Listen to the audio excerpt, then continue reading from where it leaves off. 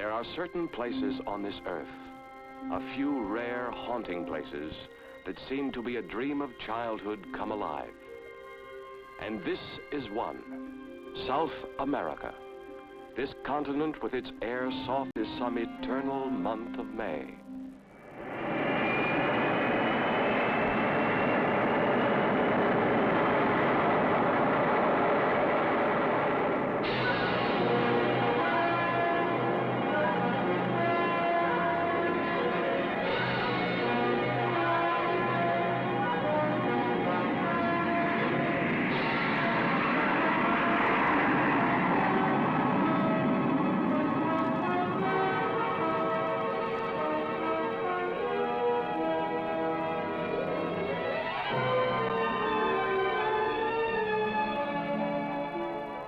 South America, beckoning adventurers to come and discover its secrets. The journey to adventure is so simple now. Only a few hours from the USA to the gentle South American summer. Half a day works a miracle of seasons, brings you to the place where lasting memories begin. South America. A continent where spring spills forth in late August and summer bursts into bloom in December, and fall comes with the golden light of April. A land of pleasure rich with laughter and romance.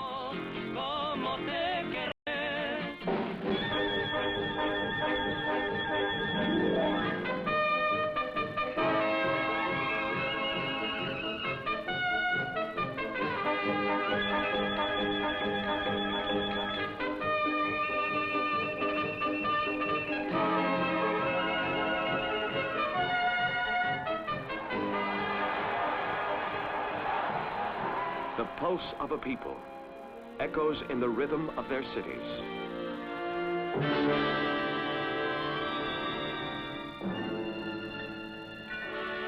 Caracas, boomtown capital of a freewheeling country, Venezuela, proud son of the solid earth. The story of Venezuela is written in its skyline. You have to search for the past, an all but forgotten recollection, a dim and time-softened memory lost among the skyscrapers that seem to have shot up overnight.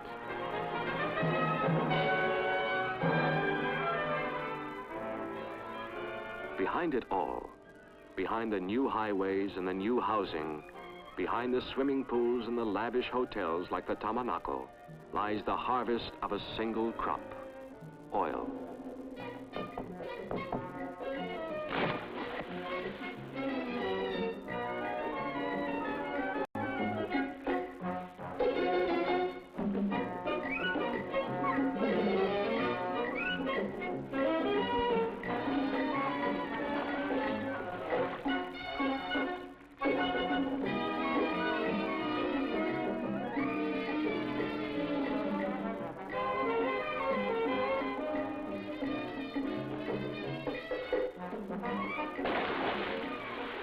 A single crop makes possible the easy living and the air of prosperity. There is not a human being in Venezuela whose life is not touched in some way by the crop that comes from under the waters of Lake Maracaibo.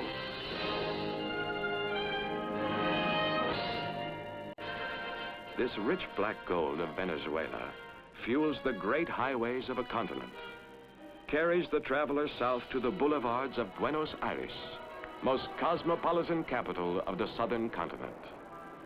The whiz of traffic along the avenue of the 9th of July, the world's widest boulevard.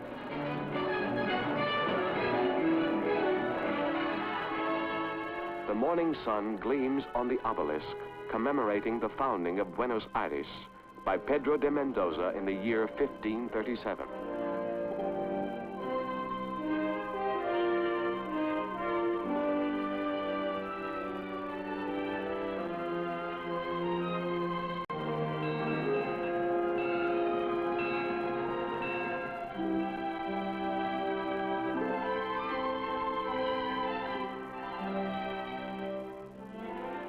A city with an echo of Paris, and a bit of Vienna, and more than a touch of Rome in the broad plazas flooded with sunlight.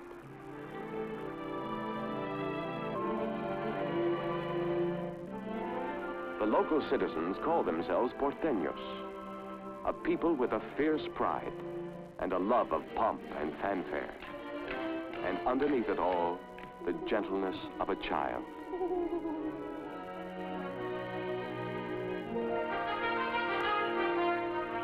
Buenos Aires, city of 1,000 statues.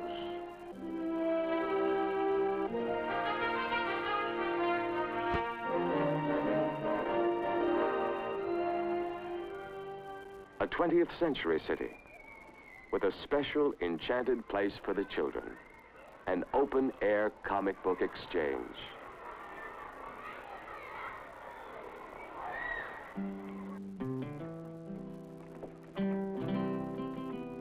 Another part of life, racing along at a tempo swift as the hands of the craftsman, turning out the high-fashion goods that make the women of Buenos Aires rival the women of Paris.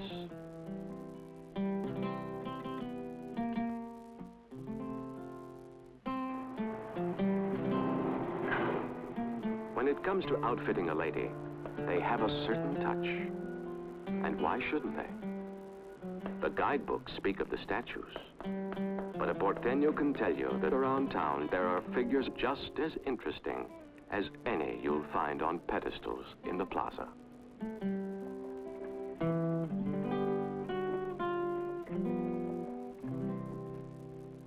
Eating a meal in the restaurants of Buenos Aires has all the anticipation and color, the delight and the ritual of opening night at a ballet. The chef is the impresario of the city, and steak is his classic.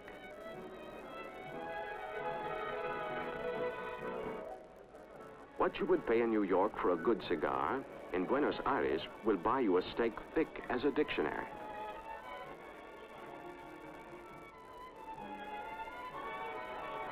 This is a town where steak is king, and eating is a royal ritual.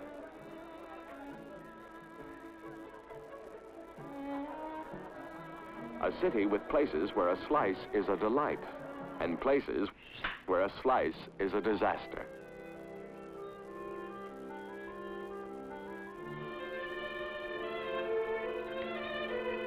The clipped greens of the Jockey Club seems a long way from the flatlands of the Pampas. And yet look closely and you will see that the Pampas have left their indelible mark on the character of these porteños. You see it in their passion for horses. Riding them along the sun-dappled paths of Palermo Park. Watching them race at San Isidro. On a bright afternoon, you'll find 50,000 jamming the grandstands to root home the long shots. What it takes is a scientific system. One simply calculates the weight of the jockey, the past performance of the animal, etc. The problem is to try and find some way of explaining this to the horse.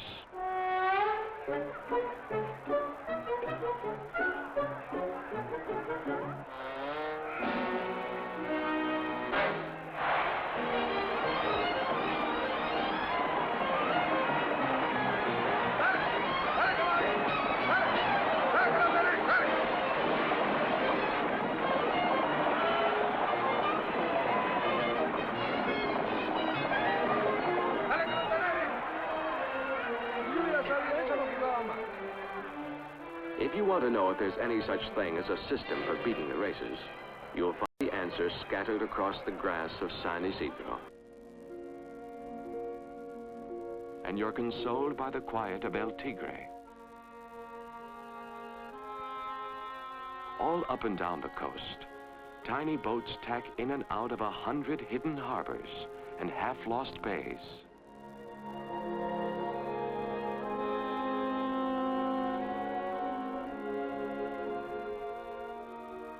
And the quietness reaches across the Argentine to touch the red gables of Yao Yao.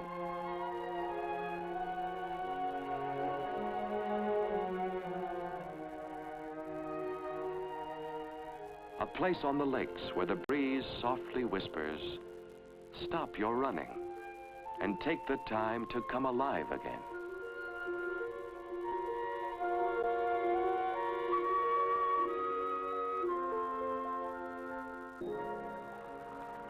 The Lake District, where fishermen come from every corner of the globe.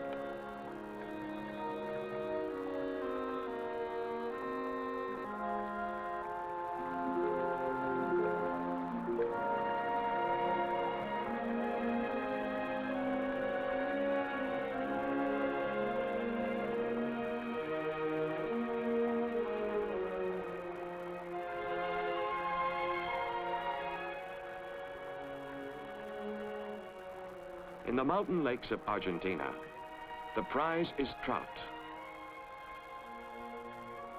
And in the swift rush of the Salto Grande, it's a silver streak of lightning. The famous Fighting Dorado.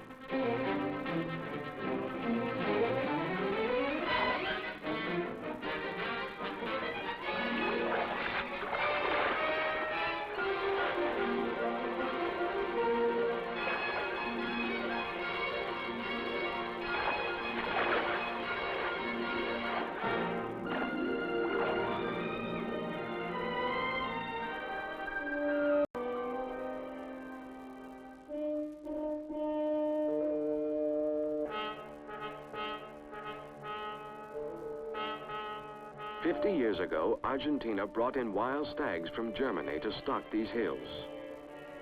And where the stags run, the hunters follow. Tracking is a delicate business.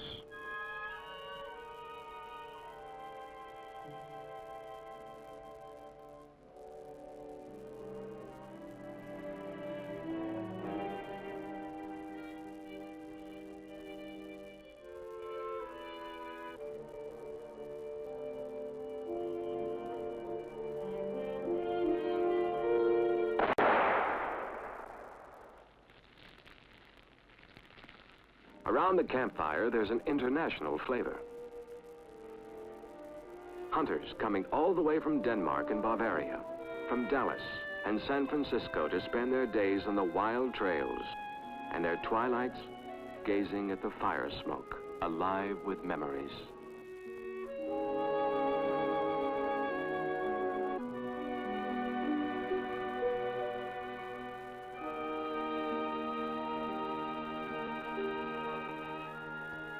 In the last light of dusk and the first light of morning, campfires burn across the pampas of Argentina and Uruguay like signal fires on another world. The pampas, world of the gauchos.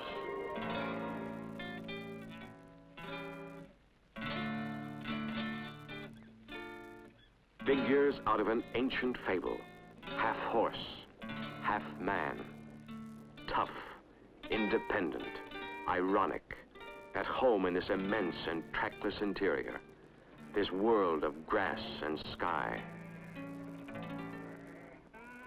Señores de nada, lords of nothingness.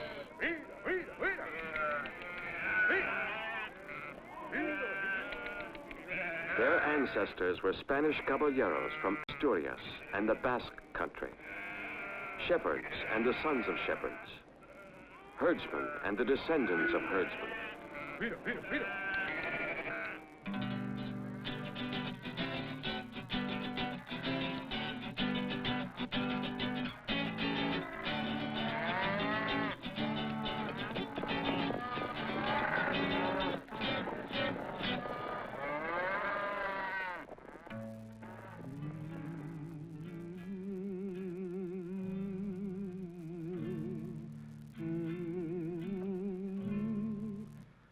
At the end of the long day in the saddle, they straggled back to the campfire, back to the young lamb roasting over the embers, and the kettle brewing the strong tea they called mate. The gauchos, eyes sharp as a condor, ears attuned to silence, hands tough as saddle leather.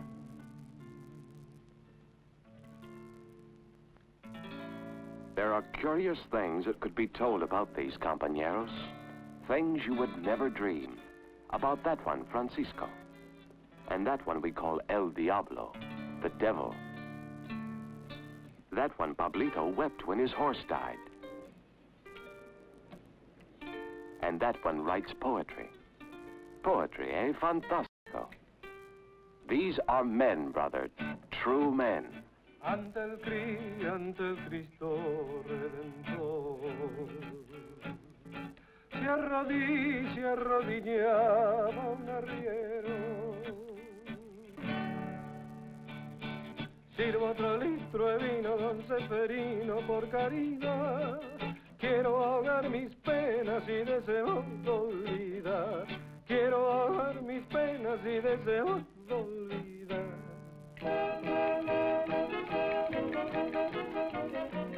And when the gaucho returns, a warm welcome home.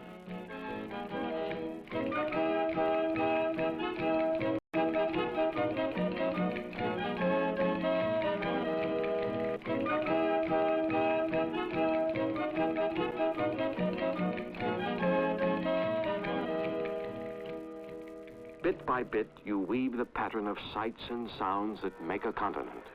The creak of an ox cart on a lonely back road across the pampas. The murmur of the wind snapping at the stays, billowing the canvas, driving you along the coast toward Uruguay. Uruguay, the smallest of the South American countries, like a tiny, brilliant tropical bird perched on the shoulder of the sea between Argentina and Brazil. These beaches are the playground for the southern half of the continent, a charming miniature of the Riviera.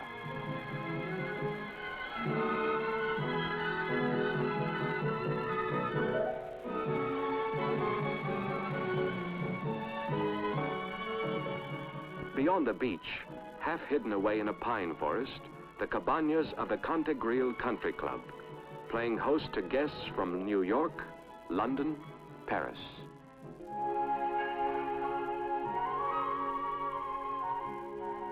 Montevideo, a fine-featured, delicate lady.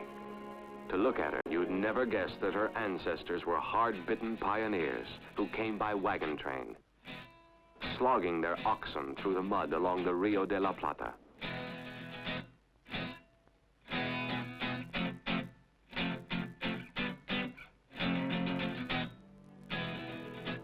Montevideo is a languid lady with a charming smile. But across the northern border, in Brazil, Sao Paulo is a rugged young man in a hurry. Strictly business, steel and industrial diamonds, cotton and coffee. When 2/3 of the world wakes up in the morning, its coffee pot is filled by Sao Paulo.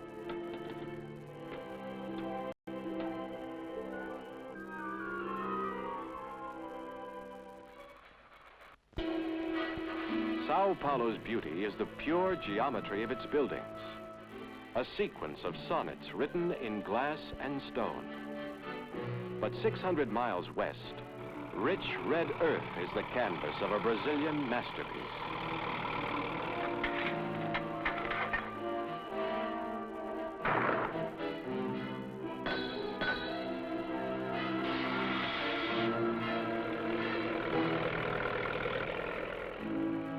Out of a jungle wilderness, rising high on the central plateau, Brasilia, a splash of brilliance on the dark and distant heart of a nation. The interior opens and a slumbering giant awakes. Brasilia, capital city of a new Brazil. Out of a primitive past, the daring palace of a president. As if some ancient goddess's vision of the future suddenly came true.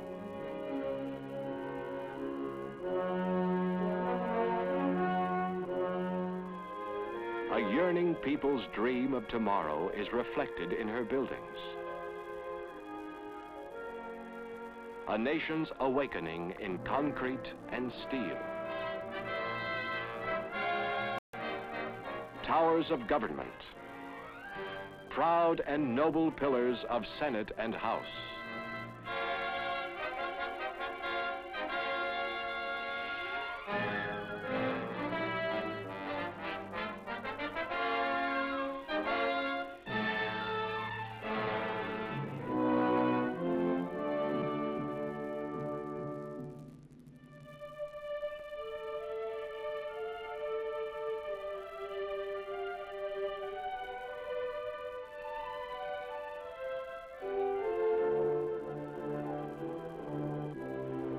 Brasilia, the soul of a people, the soaring spirit of man.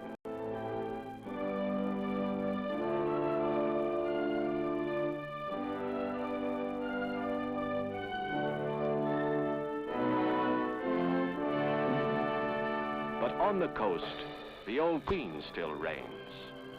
Rio de Janeiro, with its harbor like a fallen star, its buildings white as salt cliffs, and the curve of its beaches with their names like songs: Flamengo, Botafogo, Copacabana.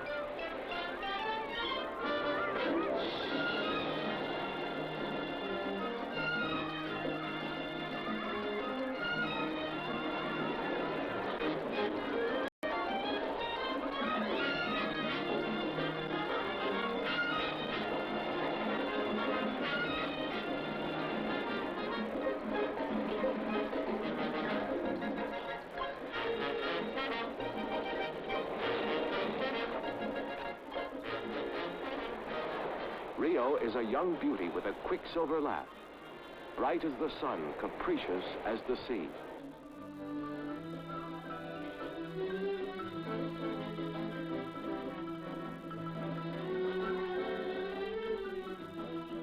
A city that has inherited from the Portuguese a love of pleasure. A carioca simply enjoys the day. Let tomorrow take care of itself.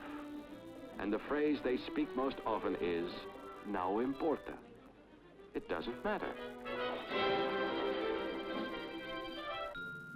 A day in Rio has the lovely aimlessness of a child on a picnic.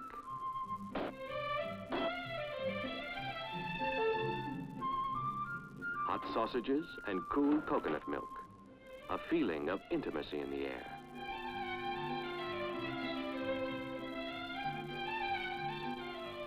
Always the magnificent mountains drawing your eyes upward to the crown of Corcovado.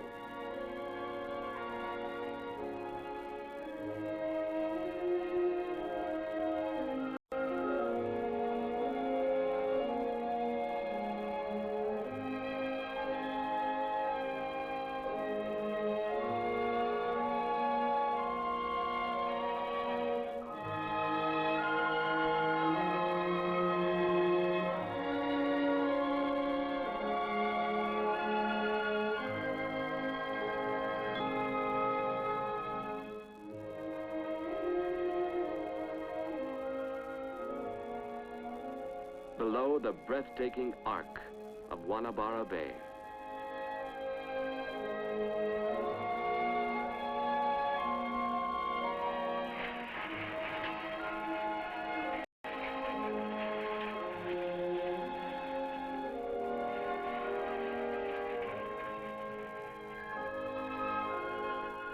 Ride the cable car to the peak of Sugarloaf.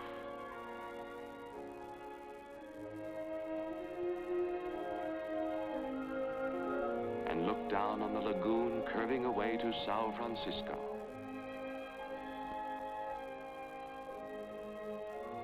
Look down and you see the sweet face of Rio, cradled in the arms of sea and sky. Listen, and you hear in that distant stillness the trembling beat of a city alive. Now in the springtime, the tempo quickens. Pulsing life bursts into madness. In 4 flaming days, Rio goes wild.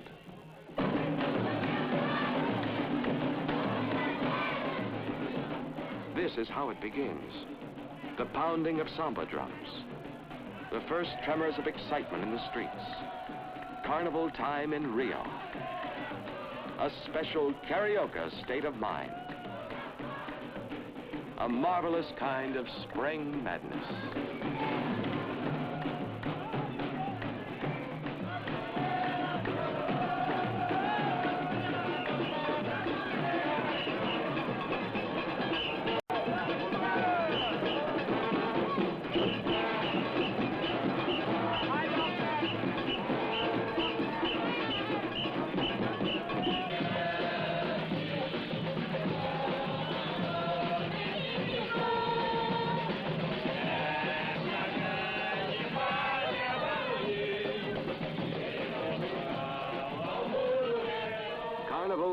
Rio. 4 days and 4 nights when reality vanishes into the hills and the dream takes over.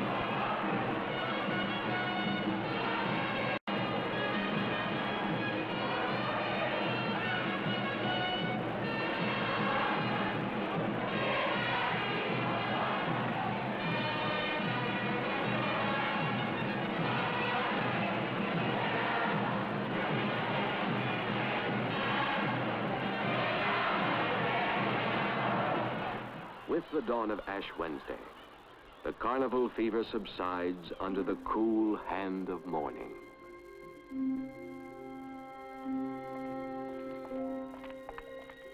The last revelers straggle home, and Rio assumes once more its familiar, incomparable face.